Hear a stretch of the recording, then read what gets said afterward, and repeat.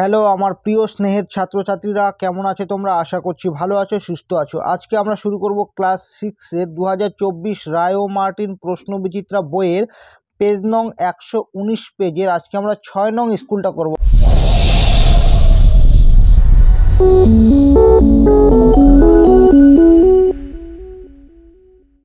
একের রোমান সংখ্যা একে বলেছে 2.172 এর সঙ্গে কত যোগ করলে 5 পাবে।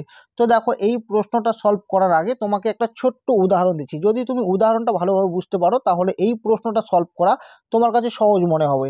তোমাকে যদি বলি আমি যে 7-এর সঙ্গে কত যোগ করলে 15 পাবো, তাহলে তুমি কি বলবে? যে 7-এর সঙ্গে 8 যোগ করলে 15 পাবো। তাহলে তুমি সেটা কিভাবে বের করলে?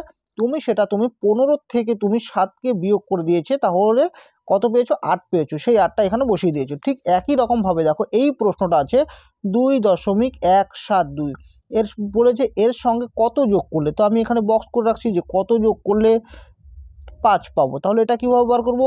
এটা যেরকমভাবে বের করেছিলাম যে 15 থেকে 7কে আমরা মাইনাস করে দিয়েছি, ঠিক একই রকমভাবে এখানে আমরা কি করব? 5-এর থেকে এটাকে মাইনাস করে দেবো। তাহলে 5-এর থেকে যদি আমরা এটাকে মাইনাস করে দেই তাহলে কিন্তু সেই সংখ্যাটা আমরা পেয়ে যাব। ঠিক আছে, তো দেখো এখানে আমি লিখে নিচ্ছি যে 5 - 2.172। তাহলে বিয়োগ করব। তাহলে বিয়োগটা আমি দেখিয়ে দিচ্ছি। দেখো এখানে 5 লিখবো, এখানে দশমিক পরে কটা সংখ্যা আছে বলো তো? 3টা সংখ্যা আছে। তাই আমরা 5 লিখে দশমিক পরে 3টা সংখ্যা দেবো। এই সংখ্যাগুলোর মানে এই শূন্যগুলোর কোনো দাম নেই, তার মানে এই শূন্যগুলো যদি কেটে দিই তাহলে 5 আসবে। মানে এটা যা কথা এটা একই কথা। আমরা বিয়োগের জন্য এই দশমিক পরে 3টা সংখ্যা নিলাম, কারণ এখানে দশমিক পরে 3টা সংখ্যা আছে। এখানে যদি 4টা সংখ্যা থাকতো তাহলে এখানে 4টা সংখ্যা নিয়ে নিতাম। ঠিক আছে, তো এবার দশমিক বসাবো, এখানে 2 বসাবো, এখানে 1 7 2। তাহলে আমরা বিয়োগ করে দিই। তাহলে 10-এর থেকে যদি 2 চলে যায় তাহলে কত আসবে? 8। হাতে থাকবে 1, একটা এখানে ঢুকবে, তাহলে হয়ে যাবে 8। 10-এর থেকে 8 গেলে হবে 2, হাতে থাকবে 1, একটা এখানে ঢুকবে, হয়ে যাবে 2। তাহলে 10-এর থেকে 2 চলে গেলে কত আসবে? 8। দশমিক দেবো। আবার দেখো হাতে থাকবে 1, একটা এখানে ঢুকবে, হয়ে যাবে 3। তাহলে 5-এর থেকে 3 চলে গেলে কত আসবে? 2। ঠিক আছে, তাহলে আমরা অ্যান্সারটা লিখবো যে সুতরাং 2.172 এর সঙ্গে 2.828 যোগ করলে 5 পাবো। 2-এর দাগে আছে দুটি সংখ্যার গুণফল। এখানে সংখ্যাটা দেওয়া আছে, একটি সংখ্যা 5 হলে অপর সংখ্যাটি কত। ঠিক একই রকমভাবে তোমাকে আমি এটা বোঝানোর আগে মানে এটা করানোর আগে তোমাকে একটা উদাহরণ বোঝাবো। যদি তুমি উদাহরণ বুঝতে পারো তাহলে এই অঙ্কটা বুঝতে পারবে। মানে আমি চাই তোমরা কিছু বোঝো, তোমরা কিছু শেখো। ঠিক আছে, তো সেই জন্য তোমাদেরকে এত উদাহরণ দিয়ে বোঝাচ্ছি। দেখো এখানে বলেছি দুটি সংখ্যার গুণফল। তুমি ধরে নাও যে দুটি সংখ্যার গুণফল হলো 15। তাহলে একটা সংখ্যা যদি 3 হয় তাহলে অপর সংখ্যাটা কি হবে? তাহলে তুমি এই গুণফলটাকে তুমি একটি সংখ্যা দিয়ে যদি ভাগ করে দাও তাহলে অপর সংখ্যাটা বেরিয়ে যাবে। তার মানে তুমি এটা বুঝতে পারলে যে এখানে যে গুণফলটা আছে এটাকে যদি আমরা 5 দিয়ে মানে একটি সংখ্যা দিয়ে ভাগ করে দিই তাহলে আমরা অপর সংখ্যাটা পেয়ে যাব। তো এখানে লিখে নিচ্ছি যে সংখ্যা দুটির গুণফল সমান সমান এখানে যা আছে আমরা তাই লিখে নিচ্ছি। এবং কি দেওয়া আছে? এবং দেওয়া আছে যে একটি সংখ্যা সমান সমান 5। তাহলে আমরা বের করে নেব অপর সংখ্যাটি। তাহলে লিখব সুতরাং অপর সংখ্যাটি হবে সমান সমান, তাহলে এটাকে আমরা কি করব? 5 দিয়ে ভাগ করে দেব। ঠিক আছে, তাহলে ভাগ করছি 5 দিয়ে। তো ভাগটা তোমাদের রাফে করার দরকার নেই, তোমরা এখানেই করে দেবে। বলতো কেন? রাফে করতে যতটুকু সময় লাগবে সেটা তুমি ফ্রেশ করে এখানেই করে দেবে। ঠিক আছে, তাহলে এটাই ভালো হবে, সময়টাও বাঁচবে। তাহলে আমি এখানে লিখে নিচ্ছি। তো দেখো 5 দিয়ে ভাগ করব, 3 5 হবে 15। এখানে শূন্যটা দেখো, আমরা এখানে শূন্যটা কি করব বলো তো? এখানে এই শূন্যটা এখানে আনবো, আবার 5 কাটবো, কারণ এই শূন্যটা ছোট হয়ে যাচ্ছে ভাজকের থেকে। তাহলে দুটো সংখ্যা কাটার জন্য আমাদের এখানে একটা শূন্য দিতে হবে। ঠিক আছে, তো আমরা 5-এর ঘর নামতা করব, 5 অক্ষে 5। এবার বিয়োগ করে দিলে কত? শূন্য আসবে। একই রকমভাবে এখানে শূন্য কাটবো। আবার দেখো শূন্যটা 5-এর থেকে ছোট হয়ে যাচ্ছে, তাই আমরা 4 কাটবো। দুটো সংখ্যা কাটার জন্য আমাদের একটা শূন্য দিতে হবে। তারপর দেখো তাও দেখো ছোট হয়ে যাচ্ছে। ঠিক আছে, তো আমরা এখানে একটা কী করবো? 9 কাটবো, তার মানে এখানে আরেকটা শূন্য দিতে হবে। এবার 5-এর ঘরে নামতা যদি করি, 5 8 40, 5 নং 45, 9 বাদ দিব। ঠিক আছে, 5 নং 45 যদি বিয়োগ করে দিই তাহলে কত আসবে বলো তো? 4। তো এখানে শূন্য কেটে নিয়ে আসবো, 5 8 হবে 40। তাহলে আমরা লিখে নেব যে অপর সংখ্যাটি হবে সমান সমান 3 0 1 2 0 9 8, ঠিক আছে। 3-এর দাগে আছে L X V plus X C I. তো আমি এখানে প্রশ্নটা তুলে নিচ্ছি, ঠিক আছে। তো প্রশ্নটা কি আছে, 3-এর দাগের প্রশ্নটা আছে এল এক্স ভি যোগ আছে এক্স সি আই। তো আমি প্রশ্নটা তুলে নিলাম। তো দেখো এবার এটা আমরা যোগ করব কিভাবে। দেখো যোগ করার জন্য আমরা প্রথমে এই চিহ্নগুলো মানে কত, রোমান সংখ্যা এই চিহ্নগুলো হিন্দু আরবিক সংখ্যা কত, সেটা আমরা প্রথমে লিখে নিই। দেখো এল মানে কিন্তু আমরা 50 জানি, আর এক্স মানে কত জানি, এক্স মানে 10 জানি, ভি মানে আমরা জানি 5, আর এখানে এক্স তো লিখে নিলাম, এক্স মানে হলো 10, আর সি সি মানে কত জানি আমরা, সি মানে 100 জানি, আর আই মানে কত জানি 1, তো লিখে নিলাম। যদি আমরা এগুলো লিখে নেই তাহলে আমাদের অঙ্কটা করতে সুবিধা হবে। দেখো সমান সমান এল মানে কত, এল মানে হলো 50, তাহলে 50 লিখবো, যোগ এক্স মানে কত, এক্স মানে হলো 10, যোগ ভি, ভি মানে কত বলো তো 5, তাহলে এটাকে যোগ লিখবো, যোগ এক্স, এক্স মানে কত বলো তো, এক্স মানে হলো 10, আর সি মানে কত বলো তো 100। এবার একটা কথা ভালো করে শোনো, দেখো এক্স মানে আমি বললাম 10 আর সি মানে 100। এবার বড় সংখ্যার বাদিকে যদি কোনো ছোট সংখ্যা থাকে তাহলে বড় সংখ্যা থেকে ছোট সংখ্যাটাকে আমাদের বিয়োগ করতে হবে, ঠিক আছে। তাহলে সি মানে কত 100, এবার সি এর বাদিকে যেহেতু ছোট সংখ্যা আছে মানে 10 আছে, তাই আমরা কি করব, বড় সংখ্যা থেকে ছোট সংখ্যাটাকে আমরা বিয়োগ করে দেব, ঠিক আছে। আর এখানে যোগ লিখবো, আই মানে কত বলো তো 1, তাহলে সমান সমান এই সবগুলো যোগ করে দিলে 50 10 60 65 আসবে, যোগ এখানে আমরা যদি বিয়োগ করে দিই আসবে 90 যোগ 1, এবার আমরা যোগ করে দেব, তাহলে যোগ করে দিলে আসবে 6, আর 9 আর 6 আসবে 15, মানে 156, এটাই হবে অ্যান্সার।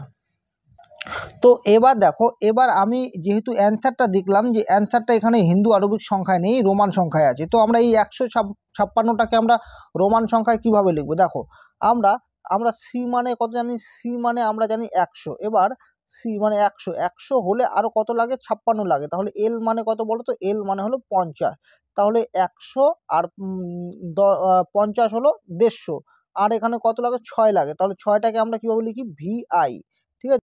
তো এটাই হলো অ্যান্সার।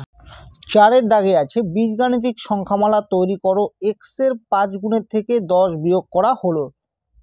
তো দেখো আমি এখানে প্রশ্নটা তুলে নিয়েছি, বলেছে এক্সের 5 গুণের সঙ্গে 5 গুণের থেকে বলেছে 10 বিয়োগ করা হলো, তাহলে এই এক্স লিখলাম, এক্সের 5 গুণ মানে এটাকে আমরা 5 দিয়ে গুণ করব, এই গুণের থেকে আমাদের 10টা বিয়োগ করতে বলেছে, তাহলে এখানে গুণ করে দিলে আসবে 5x - 10, তো এটাই হবে সেই বীজগাণিতিক সংখ্যামালা।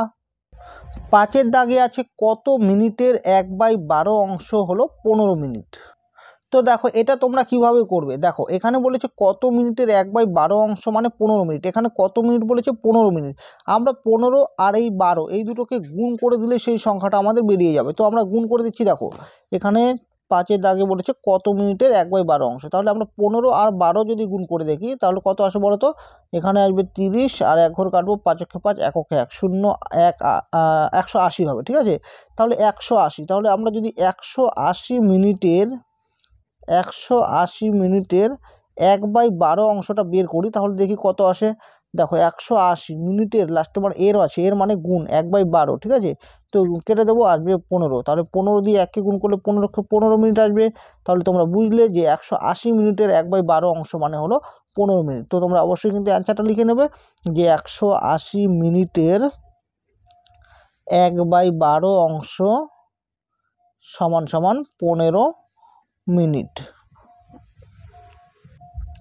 6-এর দাগে আছে 100 এর গুণিতকে পূর্ণ সংখ্যা হিসেব করো, এখানে 5486 - 3426 আছে। তো তোমরা যদি এটা থেকে এটা বিয়োগ করে দাও তাহলে কিন্তু অঙ্ক ভুল হবে, আমাদের কি করতে হবে, এই সংখ্যাটাকে 100 এর গুণিতকে পূর্ণ সংখ্যায় নিয়ে যেতে হবে, তারপর আবার এই সংখ্যাটাকেও 100 এর গুণিতকে পূর্ণ সংখ্যা নিয়ে যেতে হবে, তারপর সেটাকে আমাদের বিয়োগ করতে হবে। তো আমি লিখে নিচ্ছি, তো দেখো এখানে আমি লিখে নিয়েছি 5486 এর সব থেকে কাছে 100 এর গুণিতকে পূর্ণ সংখ্যায় হবে, আবার এখানে লিখে নিচ্ছি 3426 এর সব থেকে কাছে 100 এর গুণিতকে পূর্ণ সংখ্যায় হবে। এখানে আমরা প্রথমে পূর্ণ সংখ্যা নিয়ে যাব 100 এর গুণিতকে, তারপর আমরা সেটাকে বিয়োগ করব, ঠিক আছে।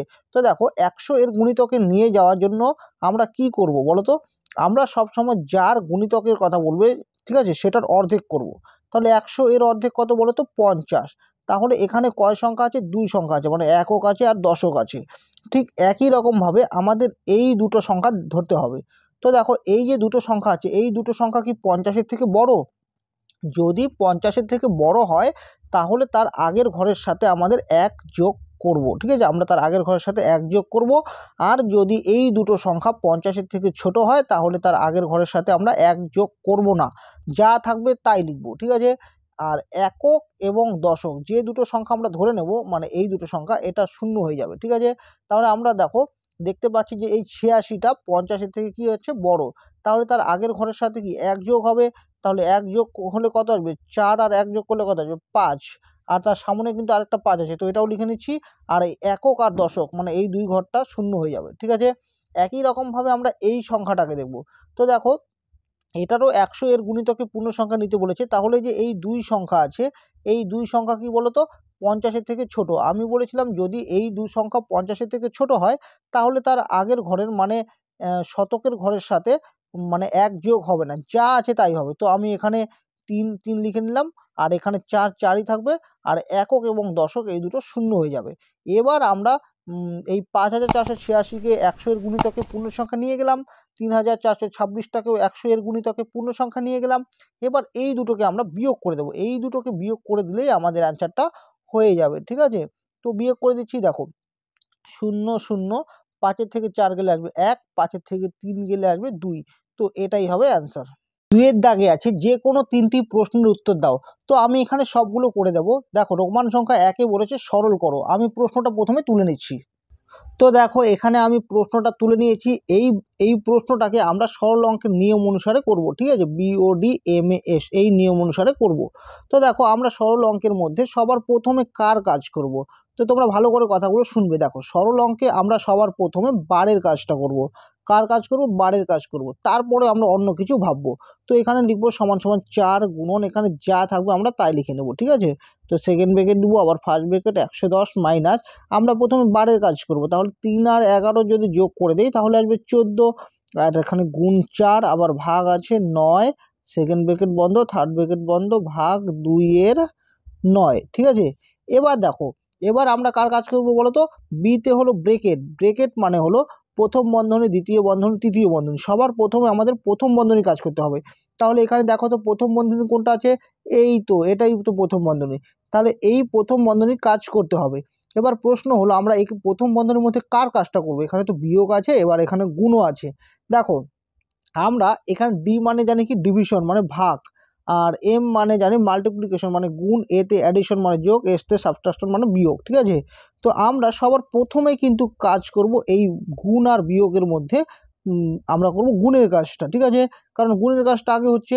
তো আমরা এখানে যা আছে তাই লিখে নেব, 24 বিয়োগ এখানে 110 বিয়োগ, আমরা গুণের কাজটা আগে করবো, 4 4 16 6 দেবো 1, 4 4 1 5, আবার কি করবো আমরা বলতো ফার্স্ট ব্র্যাকেটটা বন্ধ করে দেবো, আবার এখানে সেকেন্ড ব্র্যাকেট যা আছে আমরা তাই লিখে নেবো, ভাগ 2 এর 9। এবার দেখো এবার আমাদের এখনো কিন্তু ফার্স্ট ব্র্যাকেটের কাজ শেষ হয়নি, তাহলে আমরা ফার্স্ট ব্র্যাকেটের কাজটা আবার করব। তো এখানে যা আছে আমরা তাই লিখে নেব। এবার 110 থেকে যদি আমরা 56 বিয়োগ করে দিই তাহলে কত আসবে? দেখো 10-এর থেকে 6 গেলে আসবে 4, হাতে থাকবে 1, একটা এখানে ঢুকে যাবে, তাহলে 11 থেকে 6 চলে গেলে কত আসবে 5, আর হাতের 1 মিলে যাবে, তাহলে আসবে 54, এখানে ভাগ আছে 9, ফার্স্ট ব্র্যাকেটটা উঠে যাবে কিন্তু কারণ এটার কাজটা শেষ। এবার সেকেন্ড ব্র্যাকেট দেবো, থার্ড ব্র্যাকেট দেবো, ভাগ 2 এর 9। এবার দেখো আমরা কাজ কার করব, দেখো এবার আমরা করব আমরা দ্বিতীয় বন্ধনী, প্রথম বন্ধনীর কাজ শেষ, এবার দ্বিতীয় বন্ধনীর কাজটা করব। তো এখানে যা আছে আমরা তাই লিখে নেব, 24 বিয়োগ এখানে যদি আমরা ভাগ করি 9 দিয়ে 54কে, 6 9 54 মানে 6 আসবে, থার্ড ব্র্যাকেট বন্ধ করব, ভাগ 2 এর 9। তো এবার আমরা কার কাজ করব বলো তো? তৃতীয় বন্ধনীর কাজ, তাহলে 4 গুণন 24-এর থেকে যদি 6 চলে যায় তাহলে কত আসবে? 24-এর থেকে 6 গেলে 18 আসবে, তাই না, 18। এবার ভাগ আছে কি, ভাগ আছে 2 এর 9। তো এবার আমরা কার কাজ করব, গুণ ভাগ না এর? দেখো গুণ ভাগ এর মানে এগুলো করার আগে সবার প্রথমে কিন্তু আমাদের ব্রেকেট মানে বন্ধনী, প্রথম বন্ধনী, দ্বিতীয় বন্ধনী, তৃতীয় বন্ধনীর কাজ শেষ হয়ে গেলে তারপর আমাদের কাজ করতে হবে এর কাজ, অফ, ও মানে কি অফ, অফ মানে এর কাজ করতে হবে, তারপরে আমাদের ভাগ গুণ যোগ বিয়োগ করতে হবে। তাহলে আমরা প্রথমে এর কাজ মানে এই কাজটা করব, তাহলে লিখবো 4 গুণন 18 ভাগ 2 এর 9, মানে 2কে আমরা 9 দিয়ে গুণ করে দেবো, মানে এর মানে গুণ, তাহলে 9 দুগুণ কত আসবে 18। এবার দেখো কি আছে, গুণ আছে আর ভাগ আছে, তার মধ্যে কার কাজটা আগে করব, সবার প্রথমে আমরা ভাগের কাজটা করব। তাহলে ভাগের কাজটা করে দিচ্ছি। তাহলে 4 গুণন 18কে 18 দিয়ে ভাগ করে আসবে 1, তাহলে গুণ করে দিলে আসবে 4 অক্ষে 4। তো এটাই হবে অ্যান্সার। 2-এর দাগে আছে 20 জন ছাত্রের 30 দিনের জন্য 150 কিগ্রা আটা মজুত রাখা হয়েছে, কিন্তু 30 কিগ্রা আটা নষ্ট হয়ে গেছে ও 5 জন ছাত্র বাড়ি চলে গেছে। বাকি আটায় অবশিষ্ট ছাত্রের কতদিন চলবে হিসেব করো। তো দেখো এখানে কি কি আছে সেটা সবার প্রথমে আমাদের দেখতে হবে। তো এখানে বলেছে 20 জন ছাত্র, মানে এখানে ছাত্র সংখ্যা আছে, এখানে 30 দিন মানে দিন সংখ্যা আছে, ছাত্র সংখ্যা আছে, আর বলেছে 150 কিগ্রা আটা মজুদ আছে, মানে আটার পরিমাণ রাখা আছে। তো আমরা এই তিনটাকে লিখে নেব। এবার প্রশ্ন হলো সবার শেষে কোনটা লিখবো। দেখো আমাদের কি বের করতে বলেছে, কতদিন চলবে, মানে দিন সংখ্যাটা বের করতে বলেছে, তাই দিন সংখ্যাটা আমরা সবার শেষে লিখবো। প্রথমে আমরা লিখবো যে গণিতের ভাষায়, এটা তোমরা কিন্তু অবশ্যই লিখবে, হ্যাঁ, গণিতের ভাষায়। তাহলে আমাদের যেহেতু দিন সংখ্যাটা বের করতে বলেছে, তাই আমরা দিন সংখ্যাটা সবার শেষে লিখব। আর এখানে লিখব আমরা ছাত্র সংখ্যা, আর মাঝখানে আমরা লিখব যে আটার পরিমাণ, আটার পরিমাণ পরিমাণ তো আটার পরিমাণ ফার্স্ট ব্র্যাকেটে আমরা কিগ্রা লিখে দিতে পারি, ঠিক আছে। আর ছাত্র সংখ্যার মধ্যে ফার্স্ট ব্র্যাকেটে জন লিখে দিতে পারি। এবার দেখো আমরা মানগুলো দেখে দেখে বসাবো। তো এখানে 20 জন ছাত্র আছে, তো আমরা এখানে 20 লিখবো। 20 জন ছাত্র, 20 জন ছাত্র বলেছে 30 দিনের জন্য 150 কিগ্রা আটা মজুদ আছে। তাহলে আমরা এখানে 30 দিনের এখানে 30 দিন লিখবো, 150 কিগ্রা আটা মজুদ আছে। এবার ভালো করে আমরা পরের লাইনটা পড়বো। দেখো কি বলেছে, কিন্তু 30 কিগ্রা আটা নষ্ট হয়ে গেছে ও 5 জন ছাত্র বাড়ি চলে গেছে। তাহলে টোটাল আটা ছিল 150 কিগ্রা, সেখান থেকে নষ্ট হয়ে গেছে কতটুকু বলো তো, 30 কিগ্রা। তাহলে 30 কিগ্রা আমরা মাইনাস করে দেবো, তাহলে থাকবে 120 কিগ্রা আটা। এবার বলেছে যে ছাত্র সংখ্যার বলেছে যে 5 জন ছাত্র বাড়ি চলে গেছে, টোটাল ছাত্র ছিল 20 জন, সেখান থেকে 5 জন চলে গেলে হয়ে থাকবে এখন 15 জন। তাহলে এই 15 জন ছাত্রের 120 কিগ্রা আটা কতদিন চলবে সেটাই আমাদের বের করতে বলেছে, ঠিক আছে। তো দেখো আমরা অঙ্কটা কিভাবে করব, আমরা আমাদের যেটা বের করতে বলেছে সেটার সঙ্গে তুলনা করব। দেখো এখানে যদি ছাত্র সংখ্যাটা বাড়ে, তাহলে আটার পরিমাণ যদি নির্দিষ্ট থাকে তাহলে কিন্তু কম দিন চলবে, আর ছাত্র সংখ্যা যদি কমে তাহলে কিন্তু সেই আটাটা কি বেশি দিন চলবে। আর তাহলে আমরা বুঝতে পারলাম যে ছাত্র সংখ্যা বাড়লে দিন সংখ্যাটা কমছে, অর্থাৎ ছাত্র সংখ্যার সাথে দিন সংখ্যার কি ব্যস্ত সম্পর্ক। তাহলে আমরা প্রথমে এটা লিখে নেব যে ছাত্র সংখ্যার সঙ্গে দিন সংখ্যার ব্যস্ত সম্পর্ক। আবার লিখবো আমরা, আবার কমা, দেখো ছাত্র সংখ্যাটা হয়ে গেল, এবার আটার পরিমাণের সাথে দিন সংখ্যার করবো। দেখো আটার পরিমাণ যদি বাড়ে তাহলে কি দিনটা আমাদের বেশি দিন চলবে, আবার আটার পরিমাণ কমে গেলে আমাদের মানে কম দিন চলবে ওই ছাত্রদের খাবারটা, ঠিক আছে। তার মানে আটার সংখ্যাটা যদি বাড়ে তাহলে বেশি দিন চলবে। তাহলে আমরা এখানে আটার সংখ্যার সাথে আমরা বলবো যে আটার পরিমাণের সঙ্গে দিন সংখ্যার সরল সম্পর্ক, আটার পরিমাণের সঙ্গে দিন সংখ্যার সরল সমানুপাতিক বা সরল সম্পর্ক, ঠিক আছে। তো লিখে নিলাম। এবার দেখো আমরা কি করব, এটাকে ঐকিক নিয়মে করব। তাহলে আমরা লিখবো যে 20 জন ছাত্রের, সুতরাং দিয়ে লিখবো যে 20 জন ছাত্রের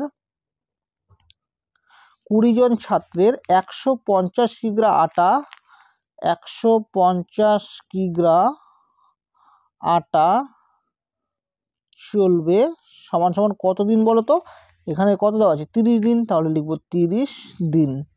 এবার আমরা এক এক করে বসিয়ে করব। দেখো আমরা প্রথমে লিখব যে একজন ছাত্রের 150 কিগ্রা আটা চলবে সমান সমান, দেখো 20 জন ছাত্রের 150 কিগ্রা আটা যতদিন চলবে, একজন ছাত্রের 150 দিন আটা কি ততদিন চলবে, মানে কম চলবে না বেশি চলবে, নিশ্চয়ই বেশি চলবে।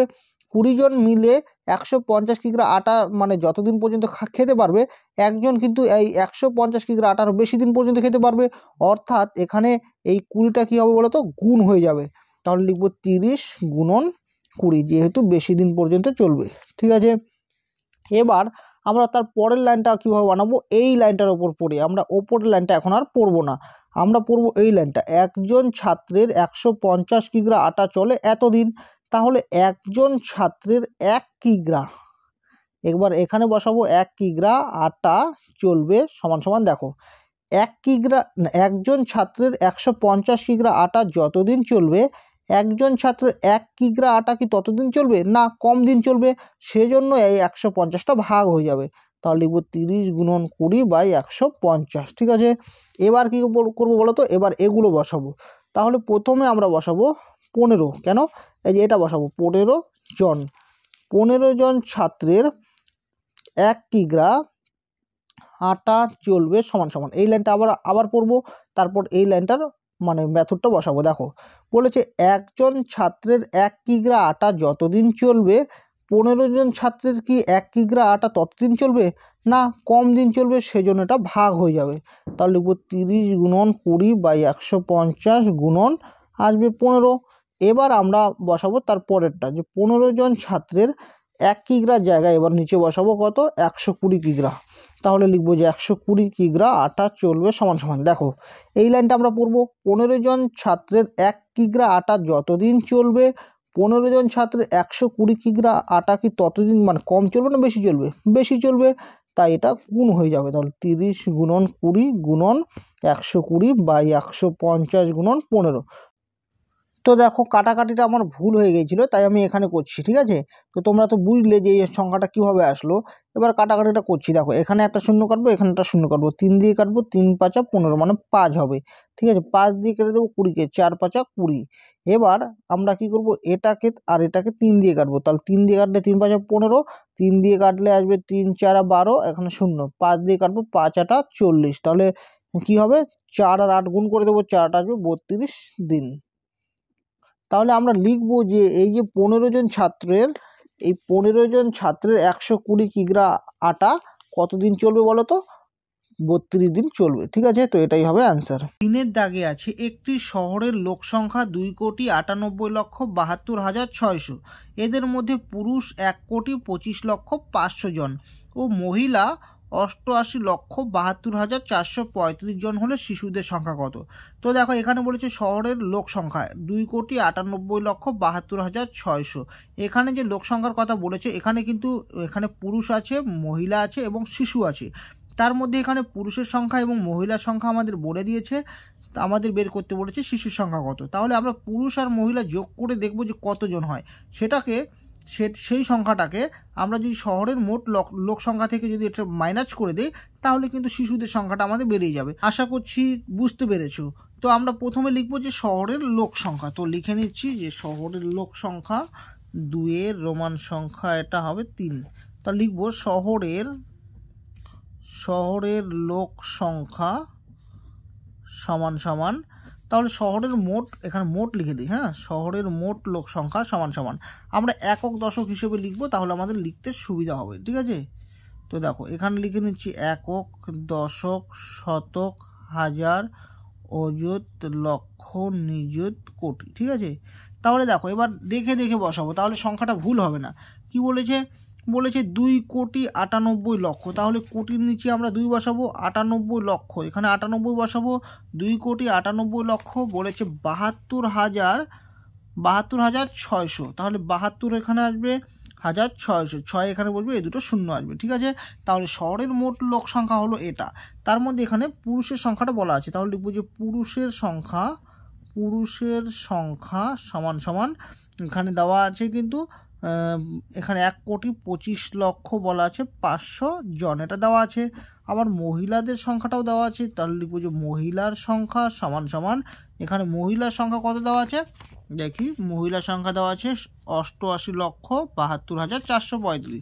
তাহলে লিখবো যে 88,72,400 কত দেখলাম 35, তাই তো? হ্যাঁ, 435 এত জন। তাহলে আমরা প্রথমে বের করব যে পুরুষ আর মহিলা মোট কত আছে।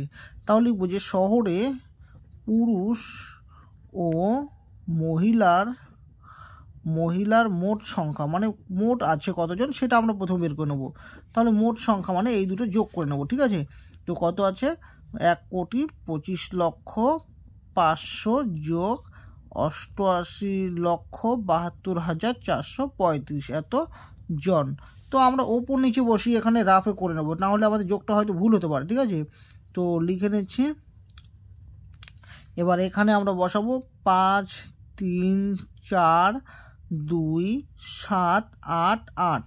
তো যোগ করে নিচ্ছি 5, এখানে 3 5 4 9, 2 7 8 আর 5 হবে 13, 13 3 হাতে থাকবে 1, 8 2 10, হাতে রেখে 11, 11 এক হাতে থাকবে 1 2। তাহলে লিখব 2 1 3 7 2 9 3 5। টোটাল এতজন আছে শহরে পুরুষ ও মহিলার সংখ্যা। তাহলে শিশুর সংখ্যা কত হবে? তাহলে লিখব সুতরাং শহরে শিশুর সংখ্যা সমান সমান। দেখো শহরের মোট লোক সংখ্যা থেকে যদি আমরা পুরুষ আর মহিলার সংখ্যাটাকে মাইনাস করে দিই তাহলে শিশু সংখ্যাটা বেরিয়ে যাবে। তাহলে শহরের মোট লোক সংখ্যা এটা আমরা লিখে নিচ্ছি। তাহলে লিখে নিচ্ছি 2,98,72,600। এটা থেকে মাইনাস করে দেবো এটা 2 কোটি কত আছে 13,72,935। ঠিক আছে, তো এটাকে আমরা মাইনাস করে দেবো। তো দেখো এখানে আমি রাফে মাইনাস করেছি 2,98,72,000 আছে 600, আর এখানে আছে 2,73,72,935 আছে।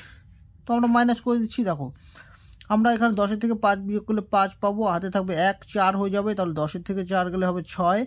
আবার দেখো এখানে 16 ধরতে হবে, 16 থেকে হাতের 1 হবে 10, এখানে 16 থেকে 10 চলে গেলে 6, হাতে থাকবে 1, একটা এখানে ঢুকে যাবে। তাহলে কত হয়ে যাচ্ছে 3, 12 থেকে 3 চলে গেলে কত আসবে 9, তাই তো 10 11 12, হ্যাঁ 9, হাতে থাকবে 1, একটা এখানে ঢুকে যাবে, তাহলে 8 হয়ে যাবে। তাহলে 17 থেকে 8 চলে গেলে কত আসবে 9, তাই তো হাতে থাকবে 1, একটা এখানে ঢুকে যাবে 4, তাহলে 8 থেকে 4 চলে গেলে কত আসবে 4। আবার দেখো 8 থেকে 1 গেলে কত আসবে 8, তাহলে লিখবো 8 4 9 9 6 6 5। তাহলে একক দশক শতক হাজার অযুত লক্ষ নিযুত। অর্থাৎ আমরা এখানে বলবো যে 84,99,665 জন শিশু আছে। ঠিক আছে, তো এটাই হবে অ্যান্সার। 4-এর দাগে আছে মেহবুব ও তার দল ঠিক করেছেন 33 দিনে 24x11/15 কিমি রাস্তা তৈরি করবেন।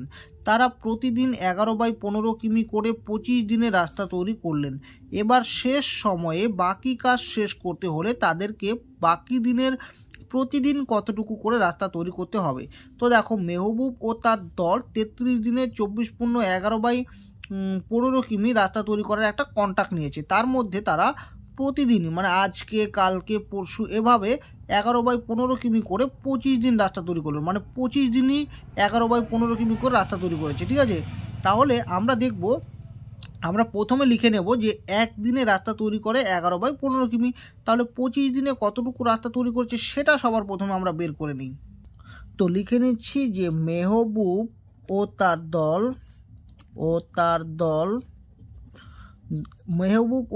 দল একদিনে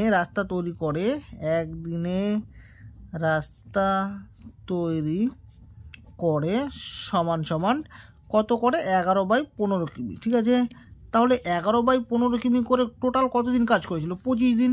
তাহলে লিখব মেহবুব ও তার দল 25 দিনে রাস্তা তৈরি করে সমান সমান, দেখো যে একদিনে যতটুকু রাস্তা তৈরি করবে 25 দিনে বেশি রাস্তা তৈরি করবে, তাই 25টা ওপরটার সঙ্গে গুণ হয়ে যাবে। ঠিক আছে, বাই হবে 15 এত কিমি।